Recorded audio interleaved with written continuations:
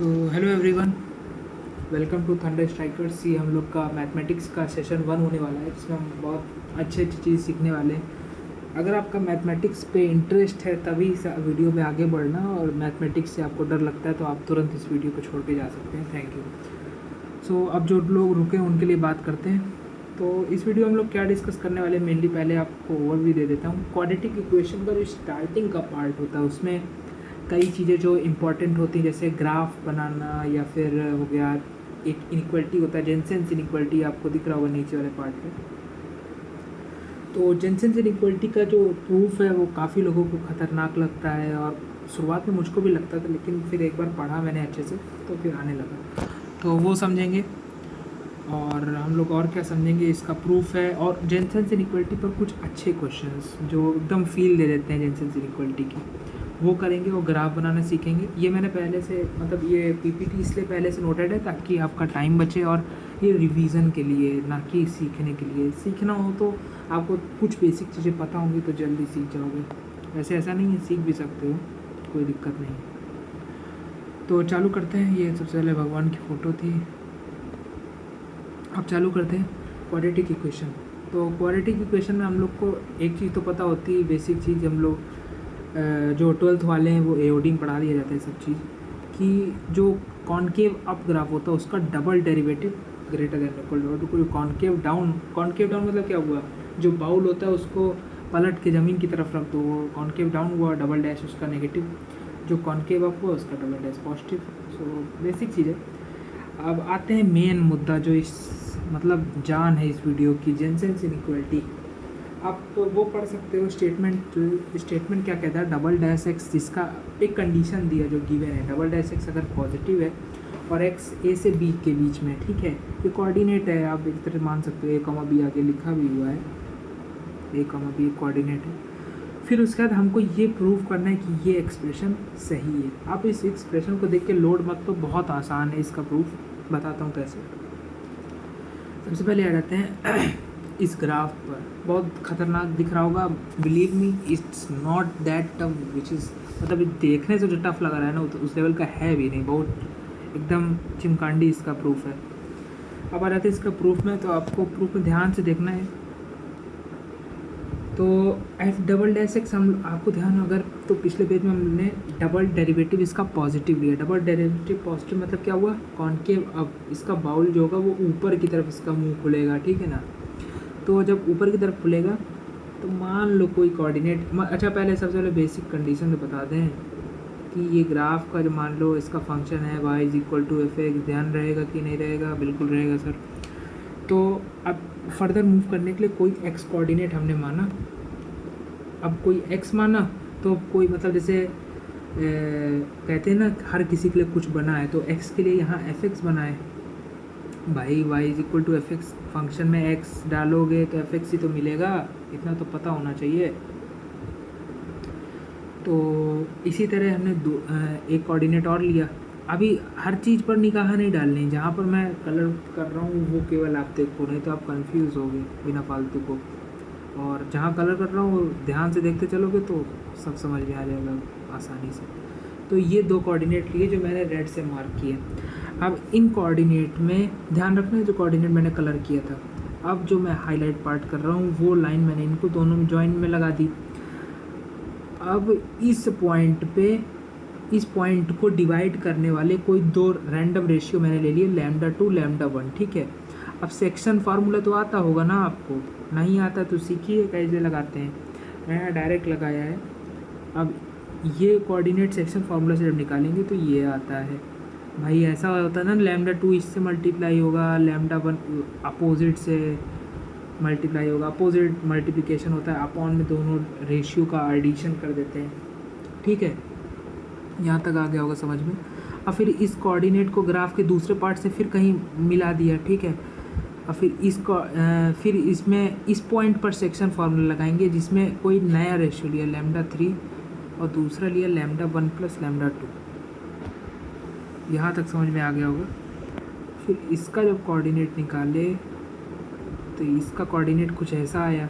फिर हमने कुछ एक पैटर्न ऑब्जर्व किया, जो पैटर्न क्या कहता है कि अगर हम इसको सिग्मा, अगर आपने सीक्वेंस सीरीज पढ़ा है तो ज़्यादा समझ में आएगा ये कैसे लिख लिया नोटेशन। सिग्मा मतलब होता है एक जनरल टर्म का एंड टर्म्स तक एडिशन, तो इस चीज़ को हमने इसमें कन्वर्ट किया। अब जो मेन बात आती है, मेन खेल, जो मेन फील देता है इस ग्राफ की, वो ये देता है कि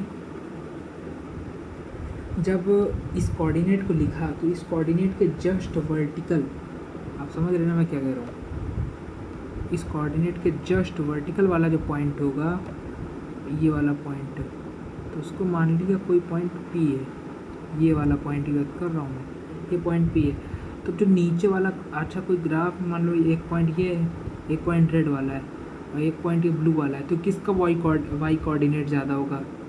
ऑब्वियसली इसका होगा ना ज़्यादा, रेड का। ये ब्लू का तो कम होगा ना वाई कोऑर्डिनेट।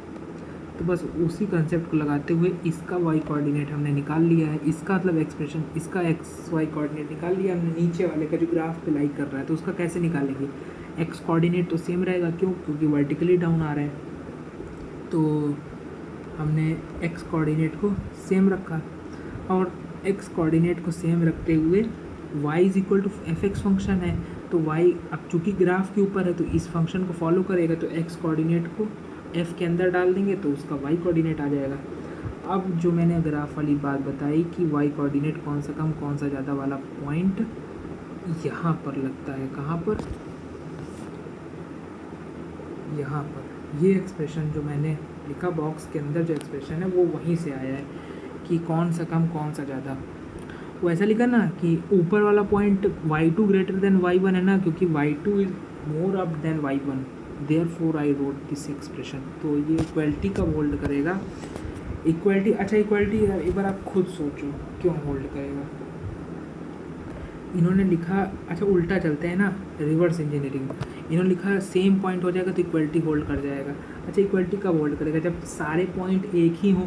अच्छा कोई भी एक पॉइंट अगर बाहर गया तो दूसरे का रेशियो बाहर आ जाएगा, और बाहर आ जाएगा जब तो पॉइंट ऊपर चला जाएगा। आप समझे ना क्या कह रहा हूँ मैं? अगर x1 भी एक ही जगह हो, x2 भी एक ही जगह हो, तो रेशियो भी उसी जगह आएगा। फिर जो ये वाला जो हम लोग का जो रैंडम पॉइंट बना है वो भी उसी पॉइंट पर बन जाएगा जिस पॉइंट पर हमने इमेजिन किया कोऑर्डिनेट। समझ रहे ना? तो हर कंडीशन उसी पॉइंट के लिए लागू हो जाएगी, तो फिर वो इक्वलिटी हो जाएगी, फिर वो ग्राफ पे पॉइंट लाई हो जाएगा। ये दिखाया जैसे अभी पीपीटी पर। अब जैसे क्वेश्चन है, बहुत प्यारा क्वेश्चन है और इससे बहुत स्मूथली बन जाता है इस मेथड से। हम लोग AMGM को भी इसमें यूज़ करते हैं मैक्सिमम मिनिमम निकालने के लिए। जैसे सेकंड क्वेश्चन जो है वो उससे भी आता है AMGM से, लेकिन वो हम लोग सीक्वेंस सीरीज में डिस्कस करेंगे।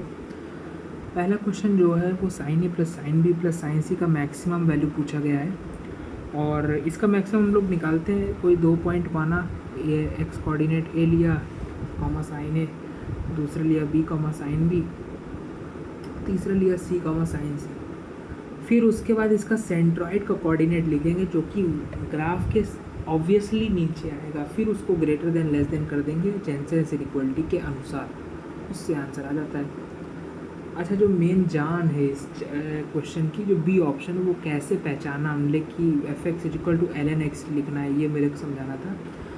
इसलिए लिखा क्योंकि ln sin x का जब आप एडिशन करोगे ना तो फिर मल्टीप्लिकेशन में कन्वर्ट कर देता है। ये बात ध्यान होनी चाहिए, जब दिमाग में होगी तो खुद स्ट्राइक करेगा मेथड। सेम फॉर, जैसे मैंने ऊपर वाला मेथड लगाया ना, सेम फॉर मैंने a/2 लिया कोई x कोऑर्डिनेट, उसका y कोऑर्डिनेट हो जाएगा ln sin θ/2। क्यों? ये हमको बात कहाँ से पता लगी? यहाँ से पता लगी बात।